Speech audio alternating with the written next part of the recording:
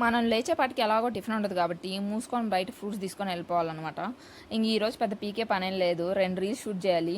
తిప్పి కొడితే 1 అవర్లో అయిపోతాయి. అంత ఫాస్ట్గా అయిపోతే మనకు మనశ్శాంతి ఎలా ఉంటుంది చెప్పండి. కింద పైన పడి నవ్వుకుంటా ఓ 3 గంటలు ల్యాగ్ చేసి మొత్తాన్ని కంప్లీట్ చేసేసి వెళ్ళిపోయినాము. ఏ మాటకు ఆ మాట. హైదరాబాద్లో ఫుడ్ మాత్రం సూపర్ ఉండింది గైస్, నాకైతే నచ్చింది.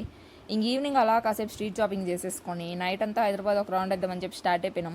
ట్యాంక్ బండ్ క్రాస్ అవ్వగానే డాక్టర్ బిఆర్ అంబేద్కర్ గారు కనిపించారు.